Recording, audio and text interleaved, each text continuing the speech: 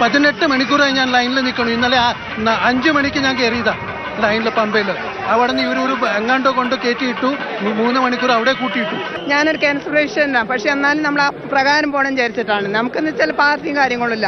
ഇപ്പൊ എന്താ വെച്ചാൽ ഈ ലാസ്റ്റ് ലൈൻ ആയതുകൊണ്ട് ഓരോരുത്തർ കയറുക ഇറങ്ങുക ഇത് തന്നെ ഇത് എഴുതി വെച്ചിട്ടുണ്ട്, ബോർഡിൽ വെച്ചിട്ടുണ്ട്. ഞങ്ങളിവിടെ കൊടുക്കുന്ന എന്താ ഈ ദേവസ്വം മന്ത്രിയുടെ മകളെ കല്യാണം കൂടാനാണോ അതോ ഈ മുഖ്യമന്ത്രിയുടെ മകളെ കല്യാണം കൂടാനാണോ ഞങ്ങളിവിടെ കൊണ്ടുവന്നിട്ടേക്കുന്നത്? அடைச்சு விட்டாங்க. குழந்தை ஒண்ணுக்கு போறது கூட யூரின் பாஸ் பண்ண கூட முடியல.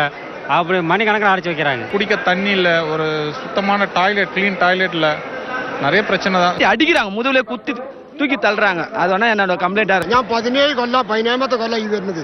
ഇതുവരെ ഇങ്ങനെ പ്രശ്നം ഉണ്ടായിട്ടില്ല. കൊച്ചുകുട്ടികളൊക്കെ തലയിട്ട് വീഴാനും അവർക്ക് വേണ്ട ഒരു സൗകര്യമില്ല. എന്താ സമയം ഇതൊക്കെ ഇങ്ങനെ? ഞങ്ങൾ വർഷങ്ങളായിട്ട് വരുന്ന ഇതേപോലൊരു സംഭവം ഉണ്ടായിട്ടില്ല.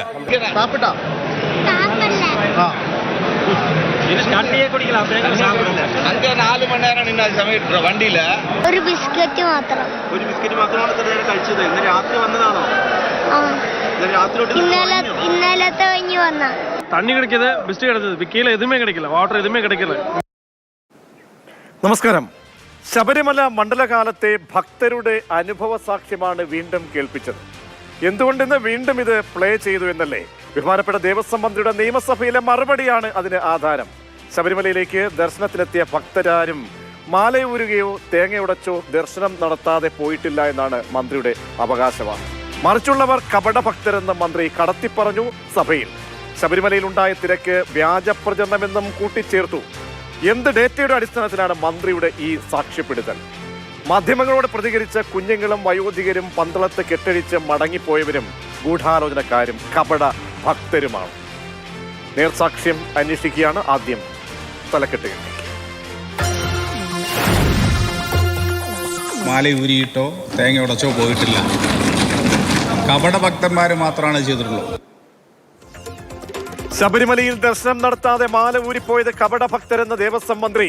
യഥാർത്ഥ ഭക്തർക്ക് മടങ്ങേണ്ടി വന്നിട്ടില്ല. ശബരിമലയെ തകർക്കാനുള്ള ബോധപൂർവ്വ ശ്രമമെന്നും കെ രാധാകൃഷ്ണൻ സഭയിൽ.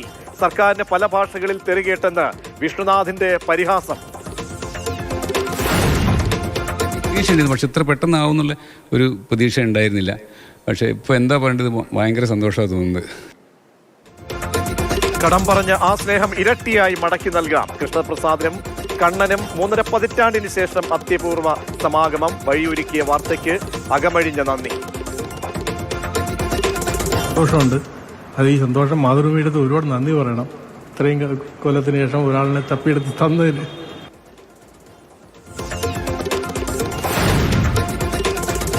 കേരളയിൽ അട്ടിമറിക്കാൻ വി ഡി സതീശൻ 150 കോടി രൂപ കൈപ്പറ്റിയെന്ന് പി വി അൻവർ. കൈക്കൂലി വാങ്ങിയത് കർണാടകയിലെ ചില കോർപ്പറേറ്റ് കമ്പനികളിൽ നിന്ന്.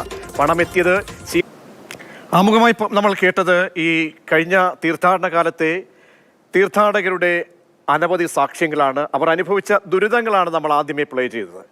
ഇതുമായി ബന്ധപ്പെട്ട് ഇന്ന് സന്നിധാനത്തെ തിരക്കുമായി ബന്ധപ്പെട്ടും മാല ഊരാ തിരിച്ചു പോയവരൊക്കെ കുറിച്ചുമൊക്കെയുള്ള ചോദ്യത്തിന് മന്ത്രി പറഞ്ഞത് അങ്ങനെ തിരിച്ചു പോയവർ കപട ഭക്തർ ആണെന്നായിരുന്നു. യഥാർത്ഥ ഭക്തർ ആരും ദർശനം നടത്താതെ തിരികെ പോയിട്ടില്ലെന്നും ദേവസ്വം മന്ത്രി നിയമസഭയിൽ പറയുകയായിരുന്നു. ശബരിമലയിൽ സർക്കാരിന് മൾട്ടി ലാംഗ്വേജ് തെറി കേൾക്കേണ്ടി വന്നുവെന്ന് PC വിശ്വനാഥ് സഭയിൽ വെച്ച് തന്നെ പരിഹാസം ചുരിഞ്ഞു. നമുക്ക് ആദ്യം ഒന്ന് റിപ്പോർട്ട് കണ്ട ശേഷം അതിഥികളിലേക്ക് പോകാം. ചോദ്യോത്തരവേളയിലാണ് ശബരിമല വിഷയം ചർച്ചയായത്. ചരിത്രത്തിലാദ്യമായി അയ്യപ്പ ഭക്തന്മാർ ശബരിമലയിലേക്ക് പോകാൻ മാലയിട്ടിട്ട് പന്തളം ശ്രീധർമ്മ ശാസ്താ ക്ഷേത്രത്തിന് മുന്നിൽ വന്ന് മാലയൂരേണ്ടുന്ന അവസ്ഥ വരെ ഈ വർഷം ഉണ്ടായിട്ടുണ്ട്. പോലീസ് ഇടപെടലുകളെ ന്യായീകരിച്ചും മടങ്ങിപ്പോയ തീർത്ഥാടകരെ വിമർശിച്ചും മന്ത്രിയുടെ മറുപടി. യഥാർത്ഥ ഭക്തന്മാരാരും മാലയൂരിയിട്ടോ തേങ്ങ ഉടച്ചോ പോയിട്ടില്ല. കപട ഭക്തന്മാർ മാത്രമാണ് ചെയ്തിട്ടുള്ളത്. വിവിധ സംസ്ഥാനങ്ങളിൽ നിന്നും വന്ന തീർത്ഥാടകർ അവരുടെ ഭാഷകളിൽ സർക്കാരിനെ കുറ്റം പറഞ്ഞെന്ന PC വിശ്വനാഥ് പറഞ്ഞു. മറ്റ് സംസ്ഥാനങ്ങളിൽ നിന്ന് വരുന്നവര് ഈ പ്രശ്നങ്ങൾ ഉണ്ടായിട്ട് അവരുടെ എല്ലാം ഭാഷയിൽ സർക്കാരിനെ കുറ്റപ്പെടുത്തുന്നത് പൊളിറ്റിക്കൽ അജണ്ട ഉണ്ടോ ഇല്ലയോ എന്നുള്ളത് പരിശോധിച്ചു. പക്ഷേ സർക്കാരിന് നല്ലതല്ല. മൾട്ടി ലാംഗ്വേജ് തെറി നമ്മൾ കേൾക്കേണ്ട സാഹചര്യം ഉണ്ടാകുന്നത് ഒഴിവാക്കണം. എന്നാൽ പ്രതിഷേധിച്ചവർ വിളിച്ച മുദ്രാവാക്യങ്ങൾ മുഖ്യമന്ത്രിക്കെതിരായിരുന്നുവെന്നും പിന്നിൽ രാഷ്ട്രീയ ലക്ഷ്യമെന്നും മന്ത്രി മറുപടി നൽകി. ശബരിമലയെ സംബന്ധിച്ച് വ്യാജ പ്രചാരണങ്ങൾ നടന്നെന്നും മന്ത്രി പറഞ്ഞു. ഭക്തരെ തല്ലിച്ചതയ്ക്കുന്നതുമായി ബന്ധപ്പെട്ടുകൊണ്ടുള്ള ഒരു വലിയ വീഡിയോ പ്രചരിപ്പിച്ചത്, അത് രാജ്യവ്യാപകമായിട്ട് അത് പ്രചരിപ്പിക്കുന്ന ഒരു സ്ഥിതി ഉണ്ടായി. യഥാർത്ഥത്തിൽ ആ ഭക്തൻ എന്ന് പറയുന്ന ആളെ തല്ലുന്നത് ആന്ധ്രയിലോ തെലങ്കാനയിലോ മറ്റോ വെച്ചാണ്. നമ്മുടെ ശവരണം വിളിയുമായി കൂട്ടിയോജിപ്പിച്ചുകൊണ്ടാണ് ആ ഫേക്ക് ന്യൂസ് പുറത്തുവിട്ടത്. മന്ത്രിയുടെ പ്രസ്താവനയോടെ ശബരിമലയിൽ ഏർപ്പെടുത്തിയ ക്രമീകരണങ്ങളിലെ വീഴ്ചയും ഭക്തരുടെ പ്രതിഷേധവും വീണ്ടും സജീവ ചർച്ചയായി. മാതൃഭൂമി ന്യൂസ്, തിരുവനന്തപുരം. മന്ത്രി പറഞ്ഞത് സത്യമാണോ? ഏത് ഡേറ്റയുടെ അടിസ്ഥാനത്തിലാണ് മന്ത്രി ഇങ്ങനെ നിയമസഭയിലുള്ള അദ്ദേഹത്തിന്റെ മറുപടി എന്നൊക്കെ നമുക്ക് പരിശോധിക്കാം. രാജീവ് രവീന്ദ്രൻ വലിയ കോയിക്കൽ ക്ഷേത്ര സമിതിയുടെ വൈസ് പ്രസിഡന്റ് കൂടിയാണ്. എം ജയചന്ദ്രൻ ഇടത് സഹയാത്രികനും തത്സമയം നമ്മോടൊപ്പം ചേരുന്നുണ്ട്. മുൻ ദേവസ്വം ബോർഡ് പ്രസിഡന്റ് അനന്തഗോപനെ ടെലിഫോൺ ലൈനിൽ പ്രതീക്ഷിക്കുകയും ചെയ്യുന്നുണ്ട്. ശ്രീ രാജീവ് രവീന്ദ്രൻ, മന്ത്രിയുടെ വാക്കുകൾ താങ്കൾ കേട്ടു എന്നാണ് ഞാൻ മനസ്സിലാക്കുന്നത്. സഭയിൽ അദ്ദേഹം രേഖാമൂലം നടത്തിയ മറുപടിക്ക് ഒരുപാട് അർത്ഥവും വ്യാപ്തിയും ഒക്കെ ഉള്ളതാണ്. ഔദ്യോഗിക തലത്തിലാണ് അദ്ദേഹം മറുപടി പറയുന്നത്. എന്തായിരുന്നു അക്കാലത്ത് അങ്ങയുടെ ഓർമ്മയിൽ വരുന്നത്? ഈ പന്തളം ക്ഷേത്രത്തിൽ എത്തി പലരും തിരക്ക് മൂലം കുട്ടികൾ ഉൾപ്പെടെ വന്ന് വിഷമത്തോടുകൂടി ഈ നിലയ്ക്കലേക്കൊക്കെ വന്നും അവിടെ തിരിച്ചെത്തി പന്തളത്ത് മാലയൂരി തേങ്ങയുടച്ച് ഇരുമുടി ഇറക്കി തിരികെ പോയി എന്ന് ഒരുപാട് വാർത്തകൾ അന്നത്തെ മാധ്യമങ്ങൾ ഞങ്ങൾ ഉൾപ്പെടെ നൽകിയതാണ്. ചില ബൈറ്റുകളും ഒക്കെ അന്നത്തെ പ്രതികരണങ്ങളിലൊക്കെ അത് കേട്ടതുമാണ്. എന്താണ് മന്ത്രി പറഞ്ഞതിൽ എന്തെങ്കിലും വാസ്തവമുണ്ടോ ശ്രീ രാജീവ് രവീന്ദ്രൻ?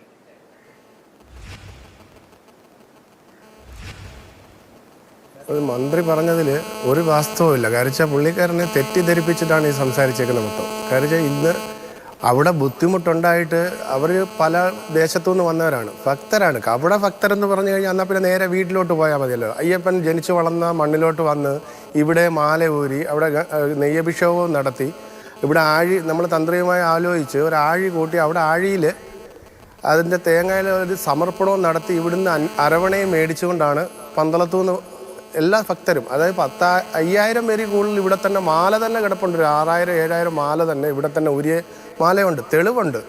അതുപോലെ തന്നെ ഈ അഭിഷേകം നടത്തിയ നെയ്യ് ഇവിടെ ഉപേക്ഷിച്ചിട്ട് പോയത് ഇവിടെ ഉണ്ട്. അത് ഇവിടെ ലേലം ചെയ്തത് കൊണ്ട് 7,000 രൂപയ്ക്കാണ് നെയ്ത്തേങ്ങ മാത്രം, നെയ്യ് അവിടെ എടുത്തിട്ട് തേങ്ങ മാത്രം ഇവിടുന്ന് ലേലം ചെയ്തേക്കുന്നത് ദേവസ്വം ബോർഡ്. 3 പ്രാവശ്യത്തിൽ ഇവിടെ ആകെ 2 പ്രാവശ്യമേ നമ്മൾ ഈ വഞ്ചിയൊക്കെ എണ്ണാറുള്ളൂ. ഈ പ്രാവശ്യം 3 പ്രാവശ്യം എണ്ണി, ഇനിയും വീണ്ടും ഇരിക്കുന്ന എണ്ണാൻ. നമ്മളത് മന്ത്രിയെ തെറ്റിദ്ധരിപ്പിച്ചായിരിക്കും. മന്ത്രി ഇവിടെ വന്ന് കണ്ടതാണ് ഇത്. ശ്രീ രാജീവ് രവീന്ദ്രൻ ഒരു കാര്യം ചോദിച്ചോളട്ടെ, ഒരുപാട് ആളുകൾ ഭക്തർ അങ്ങനെ വന്നു പോയിട്ടുണ്ടോ? ഒരുപാട് പേര് അങ്ങ് താങ്കൾക്കൊരു ഏകദേശ കണക്ക് കൃത്യമായിട്ട് ഒരു പക്ഷേ അറിയണമെന്നില്ല, ഒരു ഏകദേശ കണക്കനുസരിച്ചാണെങ്കിൽ അതിന് വ്യാപ്തി ഉള്ളതാണോ?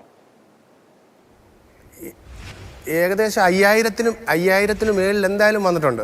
ഈ തീർത്ഥാടന കാലത്ത് 5,000 ആദ്യത്തെ ദിവസം തന്നെ 2 ദിവസം വന്നത് തന്നെ 1,000-ന് മേളിലാണ്. എല്ലാ കണക്കൂടെ കൂട്ടിയാൽ 5,000-ന് മേളിലോട്ടേ വന്നിട്ടുള്ളൂ, കുറവ് വരത്തില്ല എന്തായാലും. അവരൊക്കെ, അതായത് ഈ വന്നവരൊക്കെ മാല ഊരി മടങ്ങുകയാണ് ചെയ്തത്.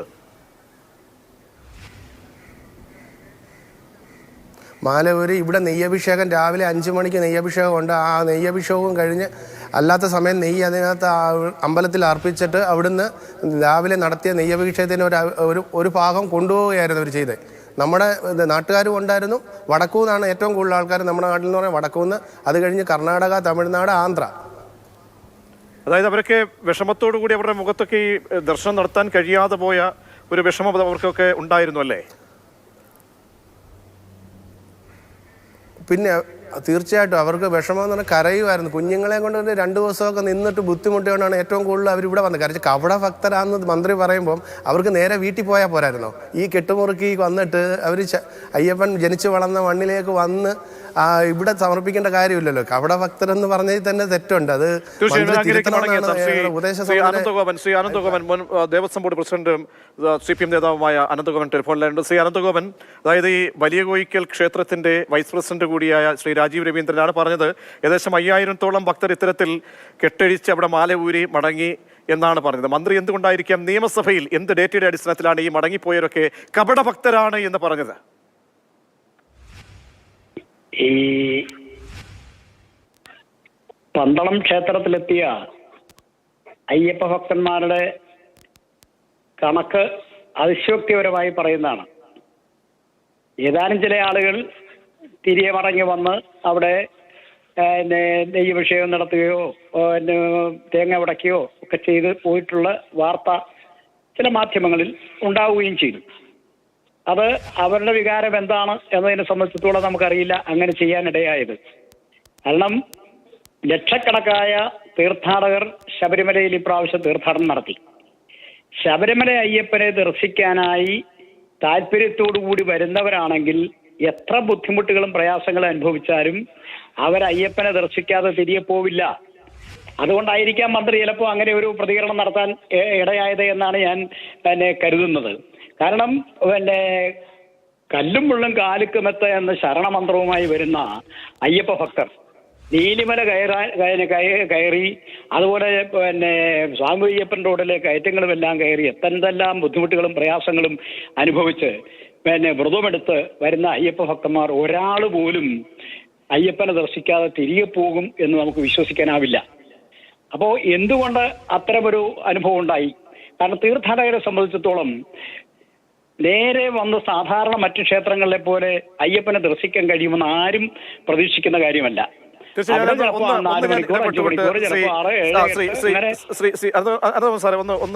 ഒന്ന് ഇടപെട്ടുകൊട്ടെ. ശ്രീ രാജീവ് രവീന്ദ്രൻ, അതായത് ഈ അയ്യപ്പനാകുക, ഒരു സ്വാമിയാകുക, അതിൻ്റെ പരിപൂർണത എന്നത് കഠിനവ്രതം എടുത്തുകൊണ്ട് അത് ശബരിമലയിലേക്ക് പരിപൂർണമായി ആ പ്രക്രിയ പൂർത്തിയാക്കുക, അതുകൊണ്ട് പകുതിക്ക് വെച്ച് മടങ്ങുന്ന ആളുകളെ കപടഭക്തരെന്ന് മന്ത്രി വിളിച്ചതായിരിക്കാമെന്നാണ് ശ്രീ ആനന്ദഭവൻ പറഞ്ഞത്. ഒപ്പം അദ്ദേഹം ചേർത്ത് വയ്ക്കുന്ന ഒരു കാര്യമുണ്ട്. താങ്കൾ പറഞ്ഞ ഒരു കണക്കത് അതിശയോക്തിയാണ്, അതും ഈ കുപ്രചരണത്തിന്റെ ഭാഗമാണെന്ന് മന്ത്രി പറഞ്ഞതുപോലെ ഉള്ള ഒരു മറുവശമാണ് അദ്ദേഹവും പറയുന്നത്. കൂട്ടിച്ചേർക്കാനുണ്ടെങ്കിൽ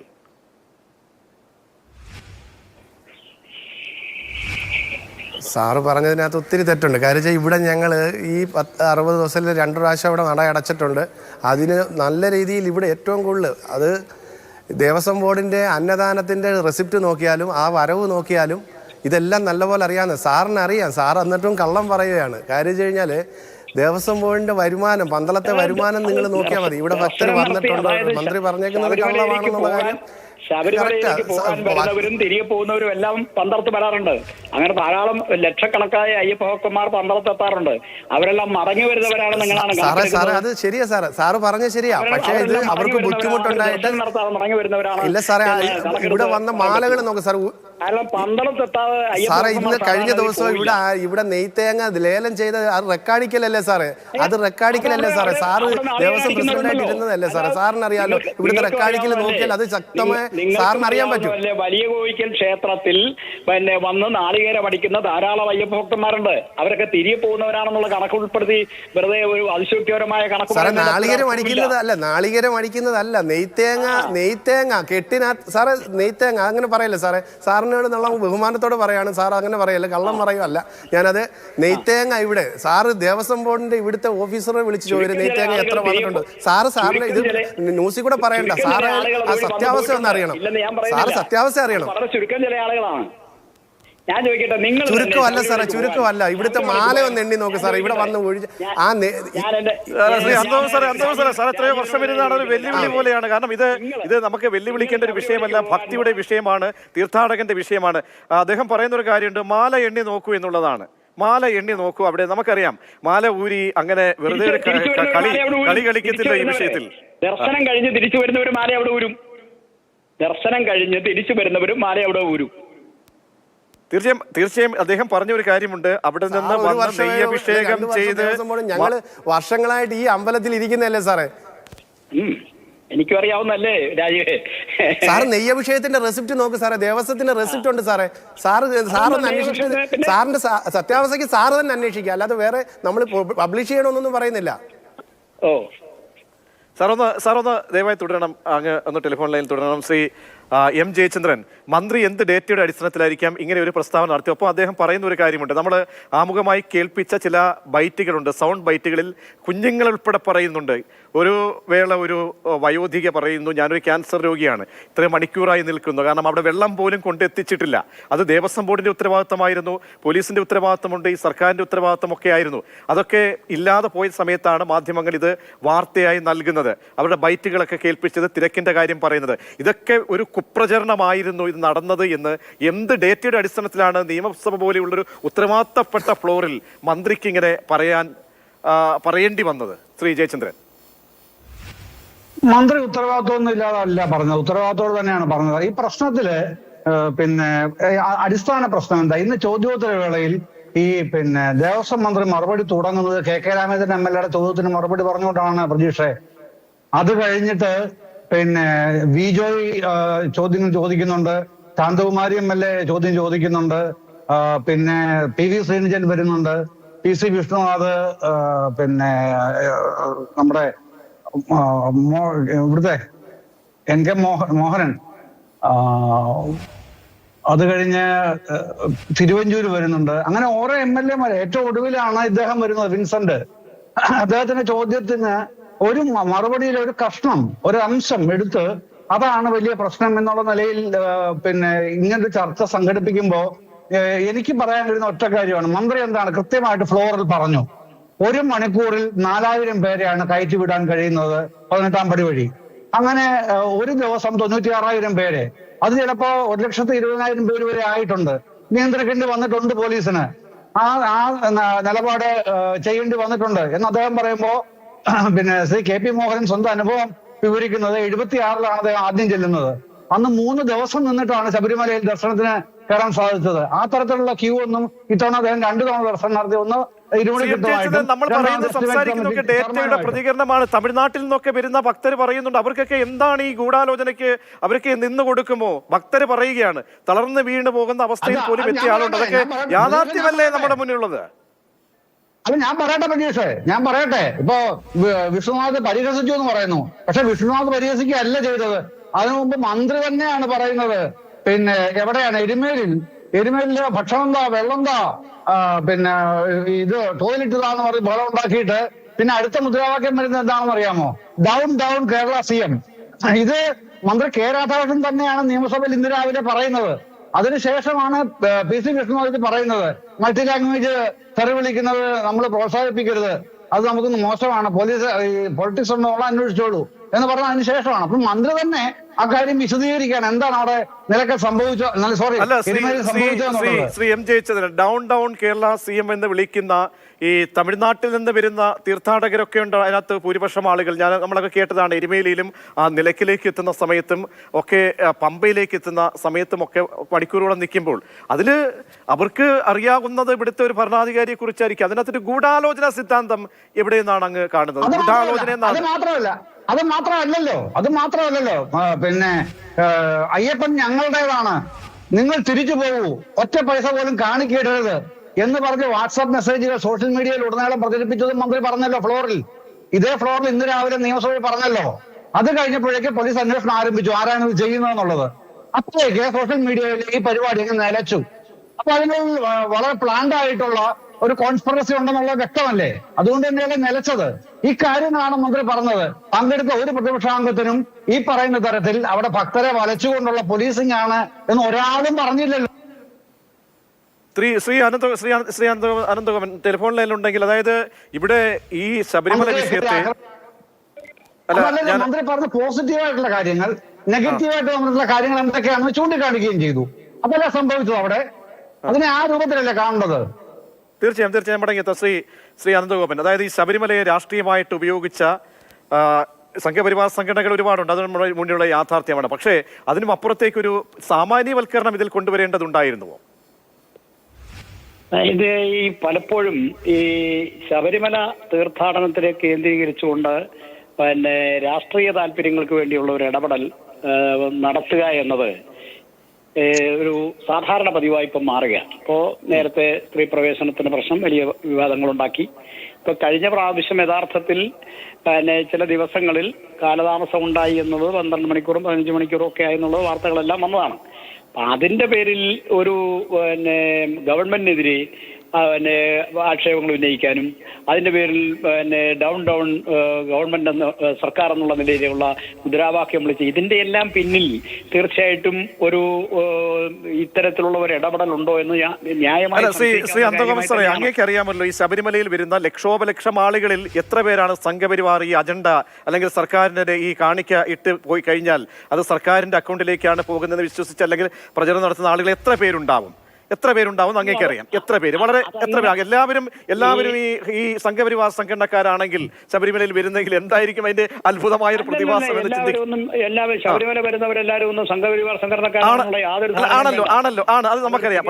പക്ഷേ ഇന്ന് വന്ന ഈ കുഞ്ഞുങ്ങളുടെ പ്രതികരണം, വെള്ളം കിട്ടാത്ത ആളുകള്, വഴിമുടങ്ങി പോകുന്ന ആളുകള്, ഈ തിരിച്ചു പോകുന്ന ബുദ്ധിമുട്ടുള്ള ആളുകള്, ഇവരൊക്കെ പക്ഷേ ഇവരുടെ അക്കൗണ്ടിലേക്കാണ് മന്ത്രി പരോക്ഷമായി പറയുന്നത്.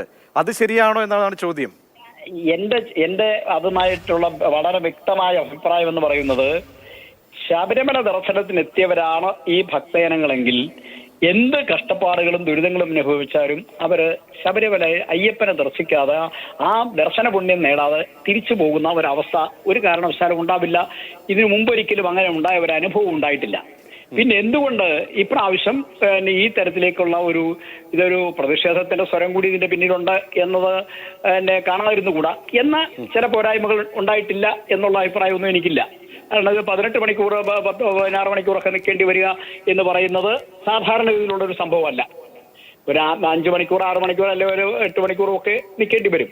നിൽക്കാതെ നമുക്ക് അയ്യപ്പനെ ദർശിക്കാൻ കഴിയില്ല. എന്നാൽ ഇത് അല്പം കൂടി മുന്നോട്ട് പോയി കുറെ അധികം സമയം നിൽക്കേണ്ടി വന്നു എന്നത് ശ്രീ രാജീവ് രവീന്ദ്രൻ അങ്ങയോട് ചോദിച്ചത്, ശ്രീ രാജീവ് രവീന്ദ്രൻ, നിങ്ങൾ ഒരു നാട്ടുകാരൻ, ഒരു ജില്ലക്കാരാണ്. അദ്ദേഹം ചോദിച്ചൊരു കാര്യമുണ്ട്, ഈ മാലയുടെ കാര്യം. അതിനെന്താണ് അങ്ങേക്ക് പറയാനുള്ളത്? മാല ഊരിയ കാര്യവും അവിടെ നെയ്യഭിഷേകം നടത്തി പോകുന്നതൊക്കെ എന്ന് പറഞ്ഞ ഒരു പരിശുദ്ധമായ ഒരു കർത്തവ്യമാണല്ലോ ഒരു തീർത്ഥാടകനെ സംബന്ധിച്ചോളം. നല്ലൊരു പങ്ക് വലിയോയിക്കൽ ക്ഷേത്രത്തിൽ പോയി അയ്യപ്പന്റെ അതായത് അയ്യപ്പന്റെ വളർന്ന ബാല്യകാലത്തെ ആ സ്ഥലം എന്നുള്ള നിലയിൽ അവിടെ പോയി ദർശനം നടത്തി ശബരിമലയിലേക്ക് പോകാറുണ്ട്. അതുപോലെ തന്നെ ശബരിമലയിലെ ദർശനം കഴിഞ്ഞിട്ട് തിരിച്ചു വരുന്ന ഭക്തജനങ്ങൾ പന്തളം വലിയോയിക്കൽ ക്ഷേത്രത്തിൽ വന്ന് മാല ഊരി അവിടെ നിന്നും തിരികെ ഭവനങ്ങളിലേക്ക് പോകുന്നവരുണ്ട്. അപ്പൊ ആ തരത്തിൽ അവിടെ ലക്ഷക്കണക്കായ അയ്യപ്പ ഭക്തന്മാർ വലിയോയിക്കൽ ക്ഷേത്രത്തിൽ എത്തും. അവരെല്ലാം ദർശനം കഴിയാതെ ദർശനം ലഭ്യമാകാതെ മടങ്ങി വരുന്നവരാണ് എല്ലാവരും എന്ന തരത്തിലേക്ക് അത് ചിത്രീകരിക്കുന്ന ഒരിക്കലും ശരിയല്ല. കാരണം കുറെ ആളുകൾ അങ്ങനെ ഉണ്ടായിട്ടുണ്ട് എന്നുള്ളത് വാർത്തകളിലും വസ്തുതാപരമായിട്ടും കാര്യം തന്നെയാണ്.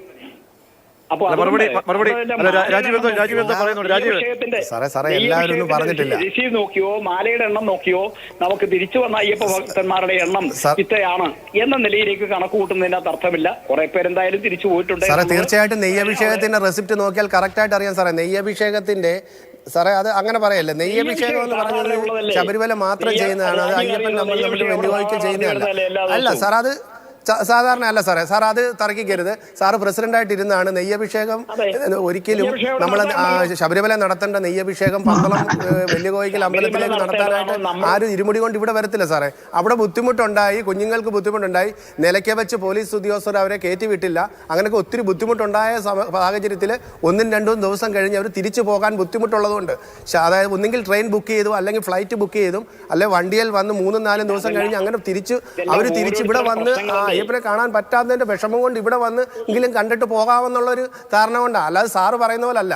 സാർ അന്നേരം കണക്ക് കള്ളമാണ് പറയുന്നത്. 5000 വന്നിട്ടില്ല, 5000-ന് മേളിൽ വന്നിട്ടില്ല സാർ. നമുക്ക് എണ്ണാൻ പറ്റത്തില്ല. ഇവിടെ എല്ലാവർക്കും അറിയാവുന്ന കാര്യമാണ് സാറേ. കുറച്ചെന്ന് പറഞ്ഞാൽ 5000-ന് മേളിൽ എന്തായാലും വന്നിട്ടുണ്ട്. സാർ അത് സമ്മതിച്ചേ പറ്റത്തുള്ളൂ. കാര്യം സാർ അത് അല്ല, തിരിച്ചു വന്നിട്ട് പ്രയാസം. അവരെല്ലാം കപട ഭക്തികരാണെന്ന് മന്ത്രി പറയുന്നത് അത് തിരുത്തണം. അത് സാറിന്റെ ഒരു രാഷ്ട്രീയ പാർട്ടിയിൽ നിന്ന നിലയിൽ സാർ തന്നെ പറയണം. സാർ പ്രസിഡന്റായിട്ട് ഇരുന്ന മന്ത്രിയോട് പറഞ്ഞത് തിരുത്തണം. നമ്മൾ ഈ ചർച്ചയിൽ നമ്മൾ പറഞ്ഞു വന്ന ഒരു വളരെ പ്രധാനപ്പെട്ട പോയിന്റ്, അവിടെ വന്ന സാമാന്യവൽക്കരണം ഇതിൽ ഉണ്ടായി എന്നുള്ള ചോദ്യമാണ്. കാരണം ഈ പറഞ്ഞ് മടങ്ങിപ്പോയ ആളുകളുണ്ട്, അവരെ നമ്മൾ ഈ അക്കൗണ്ടിലേക്ക് അങ്ങ് പറയുന്ന പോലെ കപടപ്രചാരുടെയും ഗൂഢാലോചനക്കാരുടെ അക്കൗണ്ടിലേക്ക് എത്തിക്കുന്നെങ്കിൽ അതൊരു ദ്രോഹമാണ്. ഈ പറയുന്ന കുഞ്ഞുങ്ങളുടെ കാര്യങ്ങൾ, ഈ വയ്യാത്ത ആൾ, ഇവരൊക്കെ മണിക്കൂറുകളോളം നിന്ന് നടത്തുന്ന പ്രതികരണം, അവരൊക്കെ ഈ അങ്ങ് പറഞ്ഞ ഇത്തരത്തിലുള്ള കുബുദ്ധികളുടെ അക്കൗണ്ടിലേക്ക് പോകുന്നെങ്കിൽ അത് തെറ്റല്ലേ? സാറേ തമിഴ്നാട് ഗവൺമെന്റ് 30 ലക്ഷം രൂപ ബിസ്ക്കറ്റിന് കൊടുത്തേ സാറേ. അവിടെ ബുദ്ധിമുട്ടുണ്ടായതുകൊണ്ട് സാറിന് 30 ലക്ഷം രൂപ തമിഴ്നാട് ഗവൺമെന്റ് എന്തിനു കൊടുത്തു? ആളുകൾ ദർശനം നടത്താതെ തിരികെ പോയിട്ടുണ്ട് എന്നത് വാർത്തകളിലൂടെ വ്യക്തമായതാണ്. അതേസമയം അതെല്ലാം അവിടെ വലിയോയിക്കലെത്തിയവരെല്ലാം ദർശനം നടത്താതെ തിരികെ വന്നവരാണ് എന്ന തരത്തിലേക്ക് അതിനെ ചിത്രീകരിക്കുന്നതിനോടാണ് ഞാൻ വിയോജിപ്പ് പ്രകടിപ്പിക്കുന്നത്. ശരിയാണ്. ശ്രീ രാജീവ് രവീന്ദ്രൻ, നേരത്തെ ഈ കണക്കുകൾ കപടമെന്ന് പറയുകയായിരുന്നു മുൻ ദേവസ്വം ബോർഡ് പ്രസിഡന്റ് കൂടിയ ശ്രീ അനന്തഗോപൻ. ഒരു കാര്യം അറിയേണ്ടത് നമുക്കൊരു ക്ലാരിറ്റിക്ക് വേണ്ടിയാണ്. എത്ര പേര് ഏകദേശം എന്ന് പറഞ്ഞാൽ നിങ്ങൾക്ക് അവിടെ കണക്കുകൾ പരിശോധിക്കുമ്പോൾ എത്ര മാലകൾ, എത്ര നെയ്യഭിഷേകം നടന്നു, എത്ര തീർത്ഥാടകർ അവിടെ വന്നു പോയിട്ടുണ്ട്, ആ കണക്ക് കൃത്യമായിട്ടൊന്ന് പറഞ്ഞാൽ നന്നായിരുന്നു.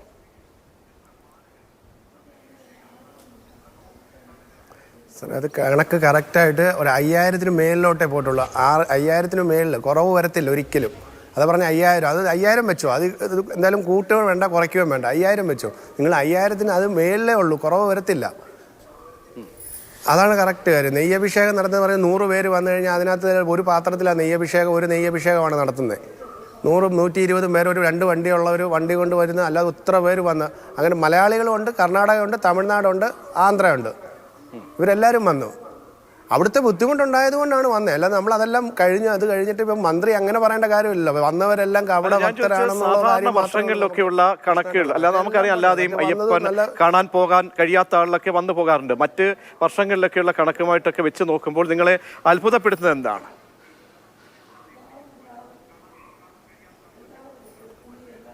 അത്ഭുതപ്പെടുന്നത് കഴിഞ്ഞ പ്രാവശ്യം ഇവിടുന്ന് നിലയ്ക്കൽ നിന്ന് ബുദ്ധിമുട്ടുണ്ടായെന്ന കാരണം കൊണ്ട് തന്നെയാണ്. ആദ്യമായിട്ടാണ് ഇങ്ങനെ ഇത്രയും ആൾക്കാർ ഇവിടെ പന്തളത്ത് വരുന്നത്.